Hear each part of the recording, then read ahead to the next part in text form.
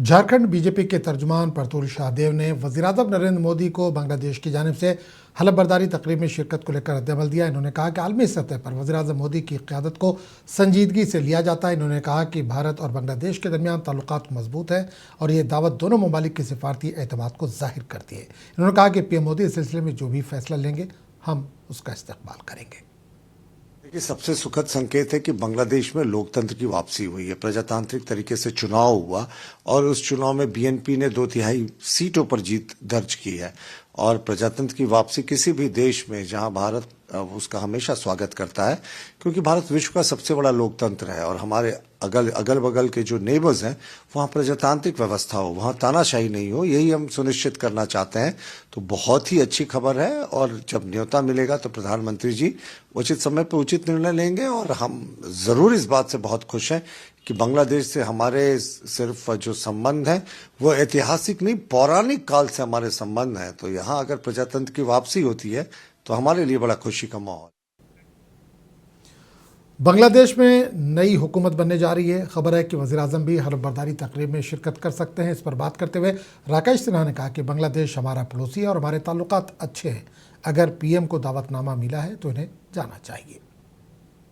नहीं, देखिए, पड़ोसी मुल्क है और स्वाभाविक तौर पे बांग्लादेश भारत के पक्ष में रहा है, लेकिन इन 11 सालों में जो भारतीय जनता पार्टी सरकार की विदेश नीति है वो पूरी तरह से फ्लॉप है।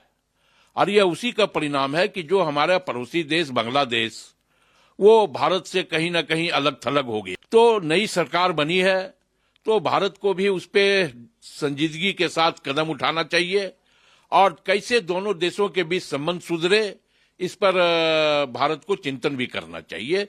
और स्वाभाविक तौर पे देश के प्रधानमंत्री को अगर आमंत्रण मिला है। आज इंडिया और पाकिस्तान के दरमियान T20 वर्ल्ड कप का अहम मुकाबला होने वाला है। इंडिया और पाकिस्तान के दरमियान क्रिकेट मैच को लेकर सियासी बयानबाजी भी तेज हो गई है। बीजेपी रहनुमा परतुल शाहदेव ने इस मैच पर सख्त रद्दमल देते हुए कहा कि पाकिस्तान को निशाने पर लिया। परतुल शाहदेव ने कहा कि ऑपरेशन सिंदूर के दौरान पाकिस्तान को मुंह की खानी पड़ी थी और अब बांग्लादेश में क्रिकेट के मैदान पर भी पाकिस्तान शिकस्त से नहीं बच पाएगा। इनके मुताबिक ये मुकाबला सिर्फ क्रिकेट का नहीं बल्कि हौसले और कारकर्दगी का इम्तिहान है, जिसमें भारत एक बार फिर बरतरी साबित करेगा।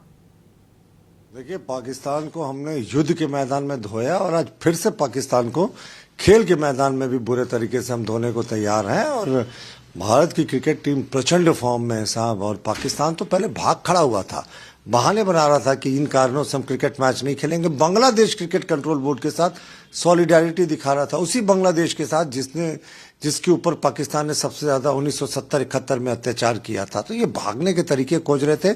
आईसीसी के दबाव में ये मैच खेल रहा है, लेकिन याद रखिएगा पाकिस्तान फिर पिटेगा, पाकिस्तान फिर धुलेगा और पाकिस्तान फिर मार खाने वाला है हमसे। ऑपरेशन सिंदूर में तो हमने इन्हें मेनलैंड पाकिस्तान में घुस के मारा। कांग्रेस लीडर राकेश सिन्हा ने इंडिया पाकिस्तान मैच पर रद्दमल देते हुए कहा कि मैच दिलचस्प होगा और पाकिस्तान को इससे पहले भी हिंदुस्तान शिकस्त दे चुका है, इस बार भी तारीख दोहराई जाएगी। भारत कोलंबो में फिर से एक बार पाकिस्तान को धराशायी करेगा। भारत कई बार पाकिस्तान के ऊपर विजय हासिल कर चुका है खेल के मैदान में और इस बार T20 में भी पाकिस्तान को पूरी तरह से धराशायी करने को भारतीय क्रिकेटर पूरी तरह से मुस्तैद हैं और पाकिस्तान हारेगा और भारत जीतेगा। रांची में मारूफ क्रिकेट कोच मानिक घोष और नौजवान क्रिकेटरों ने आज होने वाले इंडिया पाकिस्तान हाई वोल्टेज मुकाबले को लेकर अपना एतमाद जाहिर किया। आज कोलंबो में इंडिया पाकिस्तान के दरमियान T20 मुकाबला होने वाला है, जिस पर पूरी दुनिया की नजरें जमी हुई हैं। कोच मानिक घोष का कहना है कि भारतीय टीम मुकम्मल तैयारी के साथ मैदान में उतरेगी और नौजवान खिलाड़ियों में जोश और जज्बा देखा जा रहा है। वहीं नौजवान क्रिकेटर्स ने भी टीम इंडिया की जीत का यकीन जाहिर करते हुए कहा कि भारत पाकिस्तान मैच सिर्फ एक खेल नहीं बल्कि करोड़ों शायकीन के जज्बात से जुड़ा हुआ मुकाबला है। देखिए, भारत पाकिस्तान का मैच निसंदेह बहुत ही क्रूशियल होता है। इसमें प्लेयर के साथ साथ पूरा देश इंटरेस्ट देखता है और भारत और पाकिस्तान का मैच जो होगा बहुत ही अच्छा। लेकिन एक तरह हम बोल रहे हैं कि भारत पाकिस्तान से बहुत ही अच्छा टीम है। आप निसंदेह कुछ सालों से देखिए, हर समय पाकिस्तान पर हावी रहा भारत की टीम। भारत में अभी हमारा ईशान किशन अच्छा प्लेयर है, अभिषेक शर्मा है, सूर्य कुमार यादव है, हार्दिक पांड्या है, अक्षर पटेल, ये सब अभी हमारे पास अच्छे अच्छे बॉलर भी, बुमराह भी है। तो इसलिए पाकिस्तान से बहुत ही मजबूत टीम भारत होता है। देखिए, पाकिस्तान के पास स्पिनर है, हमारे भारतीय खिलाड़ी या भारतीय बैटर के पर कोई फ़र्क नहीं पड़ेगा, प्रेशर में वो स्पिनर रहेगा। आप देखिएगा, फर्स्ट में ही हमारे भारतीय बल्लेबाज उसे इस तरह से बैटिंग करेगा कि खुद वो बॉलर अपने आप प्रेशर में आ जाएगा। हर बार की तरह इस बार भी इंडिया ही जीतेगा, और जिस तरह से अभी इंडिया का परफॉर्मेंस चल रहा है, इंडिया का जीतना तो पक्का है। और इंडिया में अभी ईशान किशन, अभिषेक शर्मा, ये लोग इतने खतरनाक बैट्समैन हैं। पाकिस्तान, अगर इंडिया टॉस जीत के पहले बैटिंग लेता है तो या तो पाकिस्तान चेज़ नहीं कर पाएगा, और नहीं तो पाकिस्तान डिफेंड भी नहीं कर पाएगा।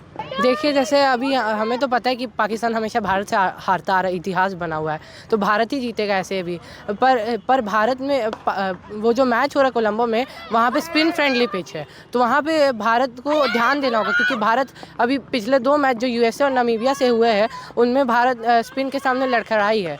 तो इसलिए भारत को पहले ध्यान देना पड़ेगा कि पाकिस्तान की स्पिनर भी ठीक ही ठाक है, उस्मान तारिक, फिर शादाब खान, वो सब है, तो उन्हें एकदम ध्यान से उनके वीडियो एनालिसिस देख के अच्छा से उनके ऊपर प्रैक्टिस करना पड़ेगा कि कैसे खेलना है। तो बस इंडिया में यही वीकनेस है, स्पिन थोड़ा सा देख के करना है। उम्मीदें यही है कि ऐसे तो भारत को ही जीतने हैं और पाकिस्तान को हारने हैं, यही है। रांची में आंखों के सेहत के शोबे से जुड़ी एक अहम पेशरफ्त सामने आई, जहां 23वें रियासती सालाना कॉन्फ्रेंस का इनेकाद किया गया। इस कॉन्फ्रेंस में मुल्क भर से 50 से ज़ायद माहिर आई सर्जन्स ने शिरकत की। इस कॉन्फ्रेंस का मकसद विजन फॉर ऑल, यानी सबके लिए बेहतर बीनाई के अज़्म को आगे बढ़ाना था। इस प्रोग्राम में वज़ीर सेहत इरफान अंसारी ने भी शिरकत की। कॉन्फ्रेंस के दौरान आंखों के जदीद इलाज, नई सर्जिकल तकनीक और अवामी सतह पर आंखों की बीमारी से बचाव पर तफसीली तबादला ख्याल किया गया। माहिरीन ने इस बात पर जोर दिया कि ऐसे साइंसी और तिब्बी इज्तिमात अवामी सेहत को बेहतर बनाने में अहम किरदार अदा करते हैं।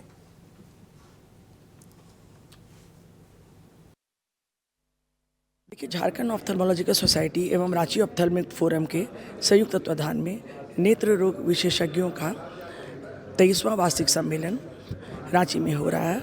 मेरी जिम्मेदारी साइंटिफिक प्रोग्राम के संयोजन की है, क्योंकि मैं झारखंड ऑप्थेल्मोलॉजिकल सोसाइटी की चेयरपर्सन साइंटिफिक कमेटी हूँ। इस कॉन्फ्रेंस को झारखंड मेडिकल काउंसिल के द्वारा 10 CME क्रेडिट आवर मिले हैं, जो अपने आप में बहुत बड़ी उपलब्धि है।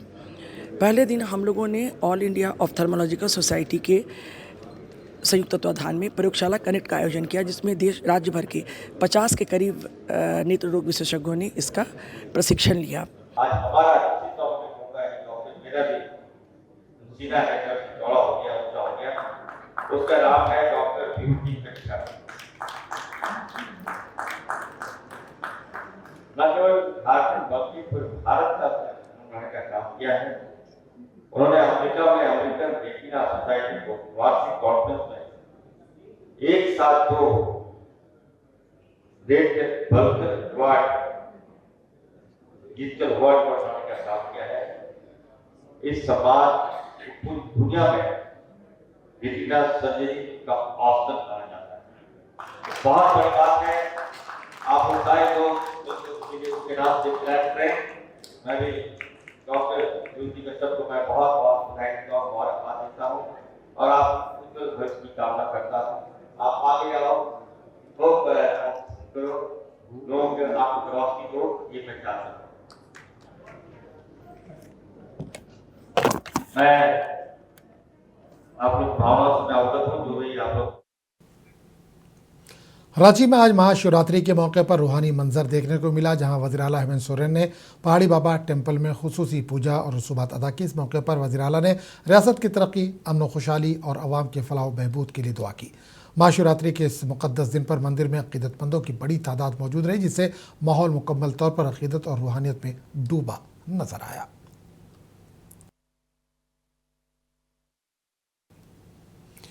झारखंड के देवघर में महाशिवरात्रि के पूर्वकार मौके पर अकीदतमंदों का समंदर उमड़ आया। पूजा के लिए बाबा बैद्यनाथ मंदिर में भारी तादाद में श्रद्धालु पहुंचे। सुबह सवेरे से ही मुल्क के मुख्तलिफ हिस्सों से आए हुए अकीदतमंद तवील कतारों में खड़े होकर भगवान शिव के दर्शन करते दिखे। इंतजामिया की जानिब से सिक्योरिटी के सख्त इंतजाम किए गए थे, जबकि अकीदतमंदों की सहूलत के लिए खुसूसी इंतजाम किए गए थे। रांची में आज महाशिवरात्रि के मौके पर ज़बरदस्त जोशो खरोश देखने को मिला। सुबह सवेरे से ही अकीदतमंदों की बड़ी तादाद पहाड़ी मंदिर में जल अभिषेक के लिए कतारों में नजर आई। मंदिर इंतजामिया की जानिब से मर्दों और ख़वातीन के लिए अलग अलग कतारों और खुसूसी इंतजाम किए गए थे ताकि अकीदतमंद आसानी से पूजा कर सके।